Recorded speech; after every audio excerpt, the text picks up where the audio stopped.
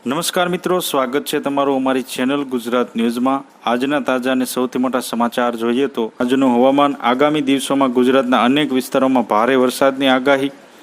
હવામાન વિભાગની આગાહી અનુસાર રાજ્યના અનેક વિસ્તારોમાં વરસાદી માહોલ રહે તેવી શક્યતા છે, જ્યારે આગામી 7 દિવસ કેટલાક વિસ્તારોમાં હળવાથી મધ્યમ વરસાદની આગાહી કરવામાં આવશે।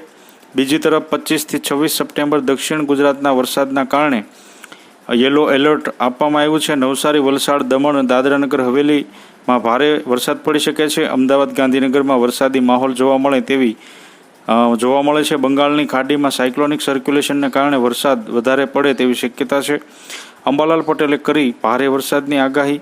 બીજી તરફ હવામાન નિષ્ણાત અંબાલાલ પટેલે પણ વરસાદને લઈને આગાહી કરી છે। આગામી 27 થી 30 સપ્ટેમ્બર સુધી વરસાદની શક્યતાઓ વ્યક્ત કરવામાં આવી છે। અમદાવાદ, ગાંધીનગરમાં છૂટોછવાયો વરસાદ પડી શકે છે। આ તરફ મધ્ય ગુજરાતમાં કેટલાક ભાગોમાં વરસાદી માહોલ રહેવાની સંભાવના છે। સૌરાષ્ટ્રમાં સામાન્ય અને દક્ષિણ ગુજરાતમાં ભારે વરસાદની શક્યતાઓ છે। વલસાડ, ડાંગ સહિતના વિસ્તારોમાં પૂરની સ્થિતિ સર્જાઈ શકે છે।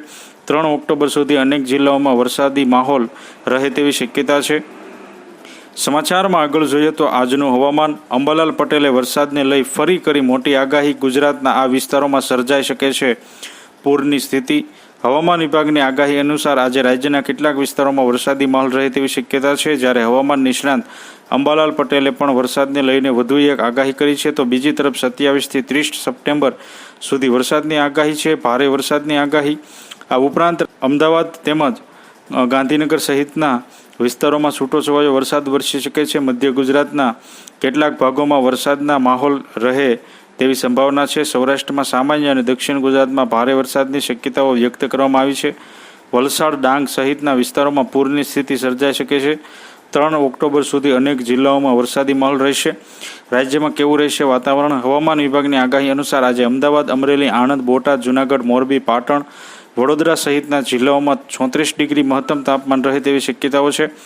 ભરૂચ, ભાવનગર, ગાંધીનગર, ખેડા, મહીસાગર, નર્મદા, પંચમહાલ સહિતના જિલ્લાઓમાં 33 મહત્તમ તાપમાન રહે તેવી શક્યતાઓ છે। આ ઉપરાંત દાહોદ, ગીર સોમનાથ, નવસારી, પોરબંદર, સુરત સહિતના જિલ્લાઓમાં 31 મહત્તમ તાપમાન રહે તેવી શક્યતા છે। આથી જો તમે અમારી ચેનલમાં નવા છો તો અમારી ચેનલને સબસ્ક્રાઈબ કરી લેજો, જેથી તમને અમારા નવા વિડીયોની માહિતી મળતી રહે।